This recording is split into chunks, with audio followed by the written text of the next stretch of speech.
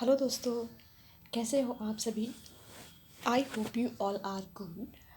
आज जो हमारा टॉपिक है वो बहुत ही कॉम आजकल का करेंट टॉपिक है, that is Russia Ukraine conflict. जो रसिया ने यूक्रेन के ऊपर इन्वेजन किया हुआ है उसके ऊपर ये टॉपिक है। इसके ऊपर हम एक ऐसे डिस्कस करने वाले हैं, ऐसे बहुत ही अच्छा है। और जैसे भी बोर्ड के एग्ज़ाम होने वाले हैं और अदर कम्पिटिटिव एग्ज़ाम है उनके लिए भी बहुत इम्पॉर्टेंट हो जाता है, क्योंकि करंट में चल रहा है, इसलिए ये काफ़ी इम्पोर्टेंट हो जाता है। तो फर्स्टली यूक्रेन के बारे में जान लेते हैं। यूक्रेन जो है, जो अगर यूरोप की बात करते हैं उसमें एरिया वाइज जो सबसे बड़ा कंट्री है that is Russia and second one is Ukraine. तो चलिए स्टार्ट करते हैं अपना आज कैसे। कॉन्फ्लिक्ट कब अकर होते हैं? When disagreement arise between individual groups, communities and countries. Disagreement जब दो लोगों के बीच में हो, दो ग्रुप के बीच में हो, दो कम्युनिटी के बीच में या दो कंट्रीज़ के बीच में हो, तब उससे कॉन्फ्लिक्ट अराइज हो जाते हैं। इट इज़ अ कंडीशन, ये वो कंडीशन होती है। दैट मीन्स कॉन्फ्लिक्ट वाली कंडीशन कौन सी होती है? कॉन्फ्लिक्ट वाली कंडीशन वो कंडीशन होती है in which people have to go through physical, mental, emotional and political. जिसमें जो पीपल होते हैं वो इन्वॉल्व हो जाते हैं फिजिकली भी, मेंटली भी और इमोशनली भी। After that what will they form their belief. वो क्या करते हैं? अपनी बिलीफ फॉर्म करते हैं based on their values, culture, experience and gender. इसके बेस से वो अपने जो बिलीफ होते हैं उन्हें फॉर्म करते हैं। War hysteria is a transitional, not a single spark है, not a single spark is raised, thousand of winds are ready to ignite it. War hysteria ये बताता है कि जब भी कुछ ऐसा होता है उससे सिर्फ एक सिंगल स्पार्क नहीं होता, बल्कि बहुत एक विंड्स होती है जो सब चीज़ को जला देती है। Even when there is a war between only two group, जब वॉर केवल दो लोगों के बीच में या दो ग्रुप के बीच में होती है तो क्या होता है? तो पूरा वर्ड जो होता है डिवाइड हो जाता है in two side to support their believe. Suppose करो ए और बी का बीच में वॉर चल रहा है, तो जो लोग ए को सपोर्ट कर रहे हैं वो ए की साइड हो जाएंगे, जो बी को सपोर्ट कर रहे हैं बी की साइड हो जाए। तो पूरा जो, अगर हम होल कंट्री की बात करें तो वो दो पार्ट में डिवाइड हो जाती है। यहाँ पर एक कोटेशन है, war is a disgrace, let's keep peace in our place, peace today peace tomorrow, let us not drown this world sorrow. The conflict between Russia and Ukraine has done a lot of damage in both countries. दोनों countries में बहुत ज़्यादा damage हो चुका है and it is become vast day after day, और ये दिन डे बाई डे बहुत वास्ट होता जा रहा है।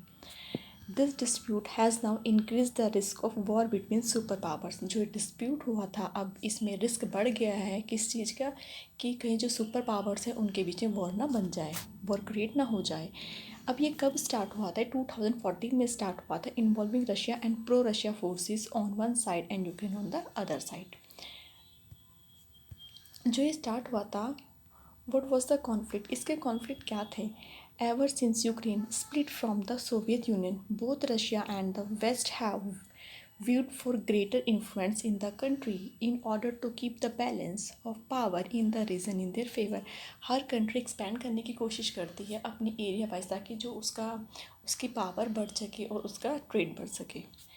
Ukraine is and most important buffer zone है बिटवीन रशिया और वेस्ट के बीच का। देर आर मैनी रीज़न है, बहुत सारे रीज़न, पर जो बिगेस्ट रीज़न इसमें कंसिडर हुआ है वो है नाटो का।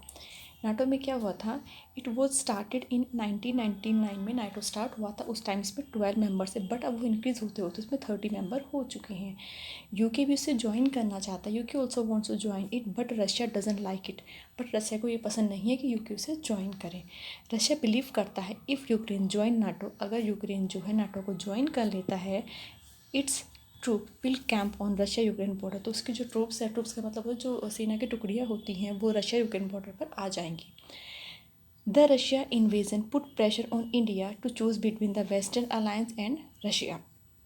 जो ये रशिया का इन्वेजन हुआ है यूक्रेन में, ये हर कंट्री के लिए बहुत ही प्रॉब्लमेटिक है। ऐसा नहीं है कि इन्हीं दो कंट्री के लिए प्रॉब्लमेटिक है, सबके लिए इसका इफेक्ट सब पर पड़ेगा। War is not only impact on one or two nation but also impact whole world। it pushes the nation back 4 years। जहाँ पर वॉर होती है वो उस नेशन को बहुत सालों पीछे लेके चले जाता है। War can not be good for anybody, किसी के लिए अच्छा नहीं हो सकता है। It is a destruction only, ये सिर्फ एक डिस्ट्रक्शन है।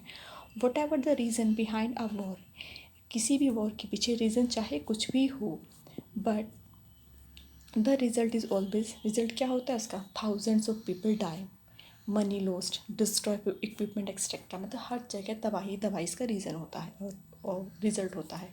वी ऑलवेज ट्राई, हमें हमेशा ट्राई करना चाहिए टू रिजोल्व आर कॉन्फ्लिक्ट, अपने कॉन्फ्लिक्ट को रिजोल्व करें by mutual concern and follow the path of peace. Mutual concern से हम अपने जो भी कॉन्फ्लिक्ट है, चाहे वो दो लोगों के बीच में, दो ग्रुप के बीच में, दो कम्युनिटी के बीच में हो या फिर दो कंट्रीज़ के बीच में, हमें कोशिश करनी चाहिए कि हम उन्हें म्यूचुअल कंसर्न से ही उनको रिजॉल्व कर लें और जो पीस का पाथ है उसे फॉलो करें।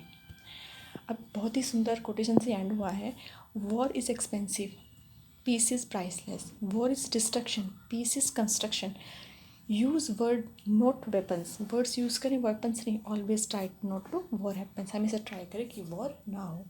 ये था रशिया यूक्रेन जो इन्वेजन हुआ है उसके ऊपर एक ऐसे था, और मैं पहले ही बता चुकी हूँ बहुत इंपॉर्टेंट है क्योंकि करंट पे बहुत ज़्यादा आ रहा है।